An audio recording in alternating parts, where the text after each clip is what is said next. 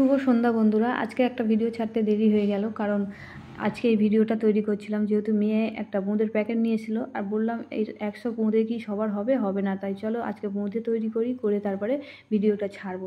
সেই জন্যই তোমাদের সাথে আজকে বোঁদের রেসিপি নিয়ে চলে এলাম। তো ফুল ভিডিওটা দেখতে থাকে বন্ধুরা, কেউ স্কিপ করবে না, তোমাদেরও খুব ভালো লাগবে আর খুব সহজভাবে তোমাদেরকে বানানো দেখাবো।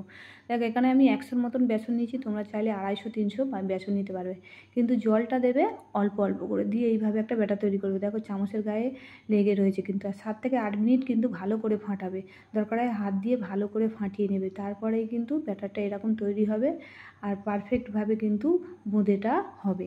তো এইভাবে ফাটিয়ে নেওয়ার পর তারপরে আমি 2 চামচ এখানে সাদা তেল দেবো, দেওয়ার পরে আরও 2 মিনিট কিন্তু ভালো করে ফাটিয়ে নিয়ে তারপরে আমি এখানে 10 মিনিটের জন্য রেস্টে রেখে দেবো। রেস্টে রেখে দিলে বেসনটা ভালোভাবে আরও অনেকটাই ফুলে যাবে, সেই জন্য এটা রেস্টে রাখতে হবে। তারপর এখানে আমি 250 চিনি নিয়েছি আর 250 থেকে 300 মতন জল নিয়েছি। জল নিয়ে চিনি আর জলটা একসাথে ভালোভাবে ফুটিয়ে চিনিটাকে গলিয়ে নেব। আর এখানে 5টার মতন এলাচ আমি থেতে নিচ্ছি, সেটাকেও দিয়ে দেবো। আর চিনির জলটা কিন্তু খুব একটা মোটা করা যাবে না, হাতে যেমন চটচট করে সেরকমভাবে করলে কিন্তু বোঁদের ভিতরে ভালোভাবে রস ঢুকবে না আর খেতেও ভালো লাগবে না, তাই হাতে যাতে না জড়িয়ে যায় সেরকমভাবে রসটা করতে হবে। অনেকে কিন্তু হাতে আঠালো দেখায়, আঠালোই রসে কিন্তু বোঁদে ভালো হয় না। একটু হালকা রসটা পাতলা রাখলে দেখবে রসটা খুব তাড়াতাড়ি টেনে নেয় আর খেতেও কিন্তু খুব সুন্দর হয়।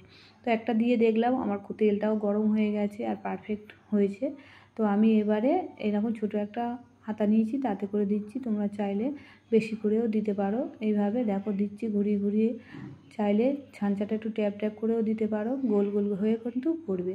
তো দেখো এইভাবে গোল গোল হয়ে সবগুলো পড়ছে আর আমি এখানে বোঁদেগুলো সব তৈরি করে নিয়েছি, ফুলটা দেখালাম না। এখানে চিনির রসটা আবার আমি একটু জাল দিয়ে গরম করে নিয়েছি, তারপরে আমি যেগুলো ভেজেছিলাম দিয়ে দিলাম আর কেনা বোঁদেটাও দিয়ে দিলাম, দিয়ে ভালো করে রসের সাথে এইভাবে মাখিয়ে নিচ্ছি। দেখো নেওয়ার পরে আমি এখানে 1 ঘন্টার জন্য রেস্টে রেখে দেবো। আর বললাম কিন্তু চিনির রসটা একটু পাতলা করলে কিন্তু তাড়াতাড়ি টেনে নেবে বোঁদের ভিতরে।